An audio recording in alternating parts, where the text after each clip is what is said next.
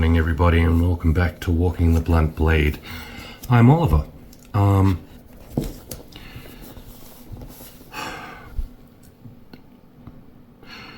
This is going to be a difficult video to paste together.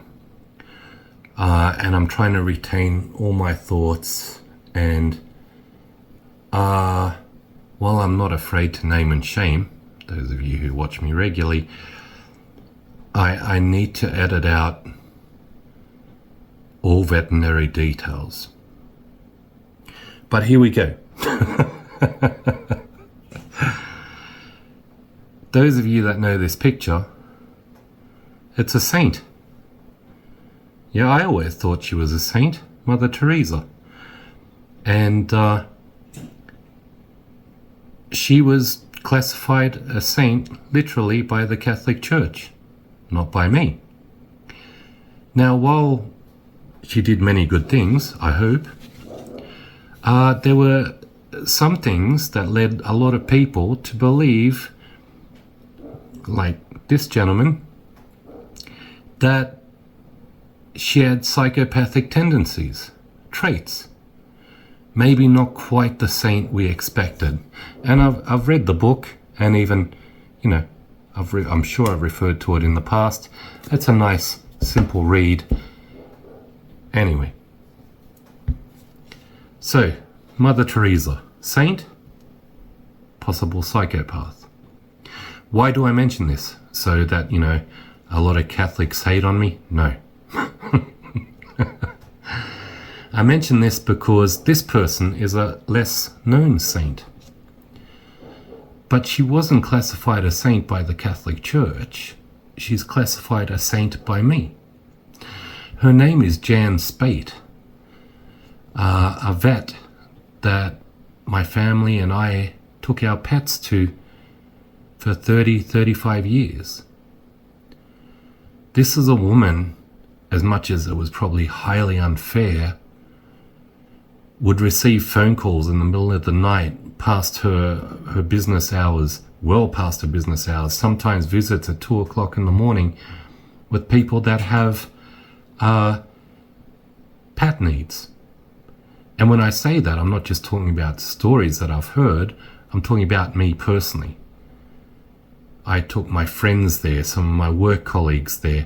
I turned up there at all tragic times of the day. I called her once over the phone because one of my dogs was choking, and she knew exactly what was going on and how to rectify it over the phone. Now, unfortunately, kind of like Mother Teresa, she's not a perfect human being. And you can Google Mother Teresa and Jan Spate yourself. That's like, I'm not really keen on presenting all that information, and you can make up your own mind. Jan Spate was a highly well-experienced vet that, if nothing else, she had a terrible bedside manner amongst other things, nothing else had a heart that was there for animals. And she proved that to me over, a 35-year period, even if maybe I didn't like what she had to say, didn't like how she said it, or if I didn't like the diagnosis. Unfortunately, the Veterinary Association, along with other people who I find highly corrupt here in the ACT, shut her down permanently. She lost her veterinary license. Again, she's no saint. No. She's a very real person that, kind of like me. I want someone to name a school or something after me, St. Oliver's. But the reality is I'm not a saint.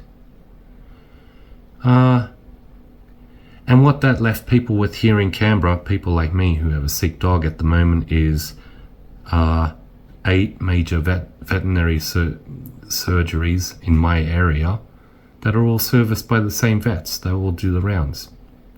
Which means getting a second opinion even, I'd have to travel a fair distance.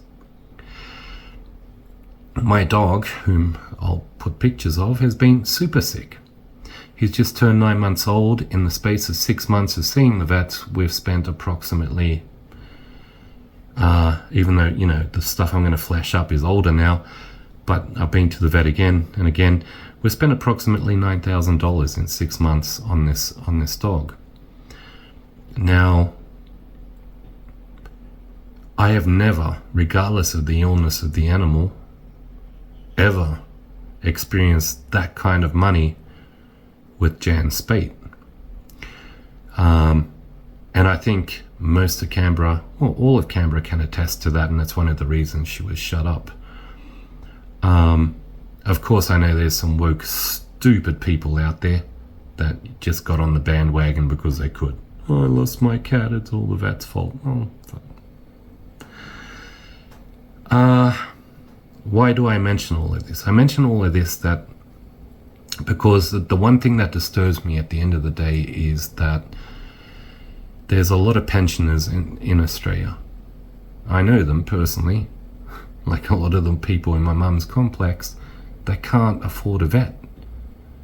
My mum's dog is dying and she's going to carry it to its deathbed because she can't afford the price of a vet.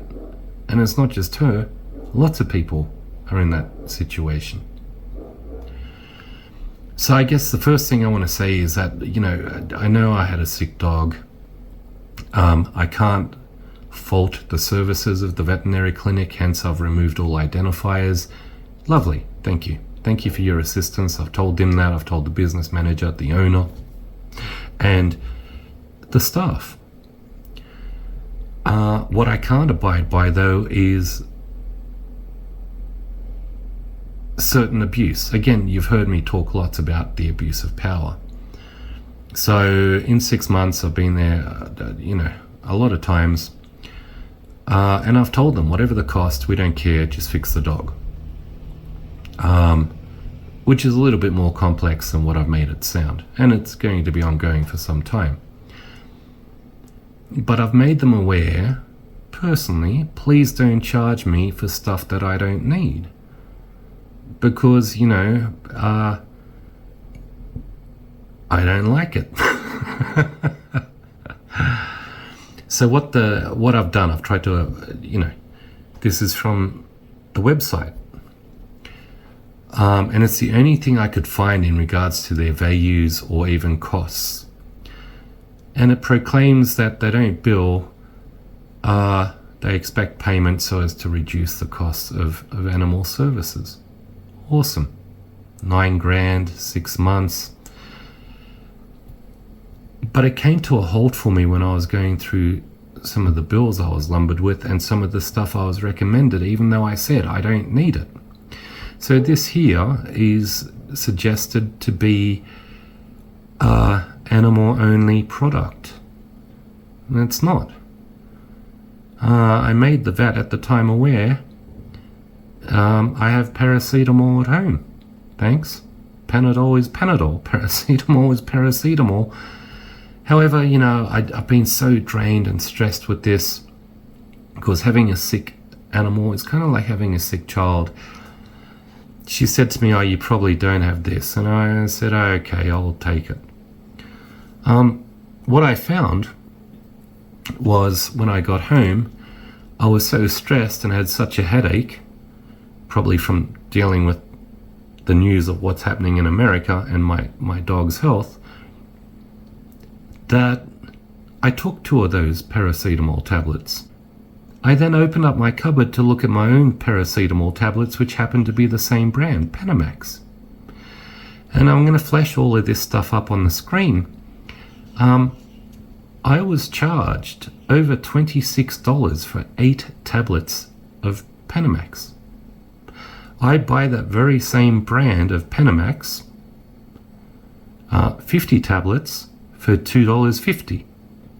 Now, for those of you who can't keep up, that's a price hike, a little bit. For a product that I pay half a cent for, 1 tablet, half a cent, the vets charge $3.25 for. It's totally and utterly disgusting and unheard of. And they probably make even more profit because they wouldn't be buying it like me over the counter. I'm sure they buy it in bulk. So they, needless to say, after talking to the business manager, who was very lovely, and I took her at her word, I wanted her to have a chance to respond. That's what she classified as a dispensing fee. I've been dispensing medicines all my life. Really? That's a dispensing fee. Wow.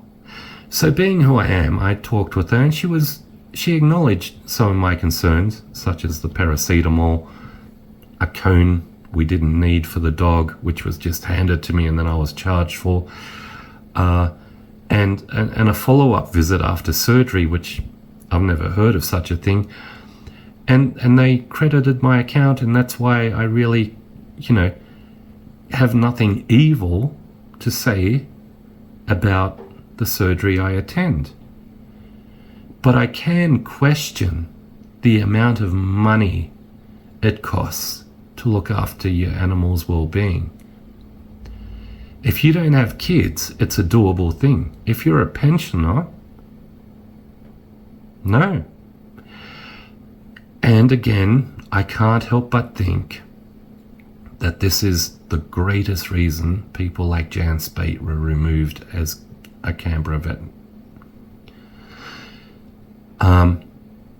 It's horrific to think that pet health care, is as unpredictable, as unreliable, as disgustingly priced as American healthcare.